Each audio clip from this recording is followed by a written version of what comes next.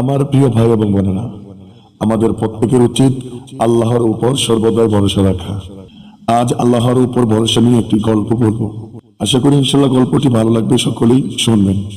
আল্লাহ তাআলা পবিত্র কোরআনে বলেন, ওয়া আলাল্লাহি ফালিয়াতাওয়াক্কালিল মুমিনুন। আলী ইমরান 122 নম্বর আয়াত। এই আয়াতে আল্লাহ তাআলা বলেন, মুমিনদের তো আল্লাহর উপরেই নির্ভর করা উচিত। আমার প্রিয় আল্লাহ, আমাকে সাহায্য করুন। সন্তান ভীষণ অসুস্থ, আব্বু আম্মু তাকে ডাক্তারের কাছে নিয়ে যাবে।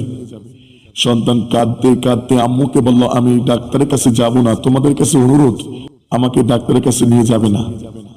আম্মু অবাক হয়ে সন্তানকে বলল, কেন বাবা? সন্তান ডাক দিয়ে বলেন, আম্মু আমি ডাক্তারকে ভয় পাই। আম্মু এখন সন্তানের মাথায় বুলিয়ে আদরের সাথে বলল, আল্লাহর উপর ভরসা রাখো প্রিয় সন্তান, নিজের কাজ আল্লাহর উপরে ছেড়ে দাও, তারপর আর কোনো কিছুকে ভয় পাওয়ার প্রয়োজন নেই। সন্তান বলল, আম্মু আল্লাহর উপরে ভরসা করা কি? এখন আম্মু বলল, আমরা যখন আল্লাহর উপরে ভরসা করি, আল্লাহর কাছে সাহায্য চাই, তিনি আমাদের প্রতিটি কঠিন কাজকেও সহজ করে দেন। সুবহানাল্লাহ।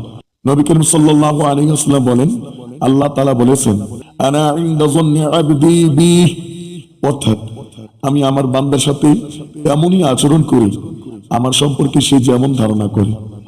আমরা যদি আল্লাহকে বিশ্বাস করে তার উপরে ভরসা করি, তিনি আমাদেরকে অবশ্যই অবশ্যই রক্ষা করবেন।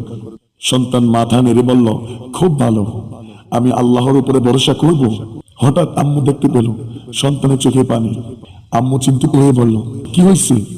সন্তান বলল, আমি তো অসুস্থ, আমি এখন আল্লাহকে কি বলবো?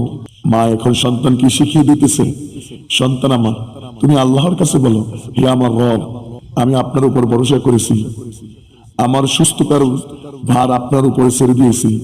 ইয়া রব্বি, ইয়া রব্বি, আমি আপনার উপরে ভরসা করেছি, আমাকে সাহায্য করুন, আমাকে সুস্থ করে দিন।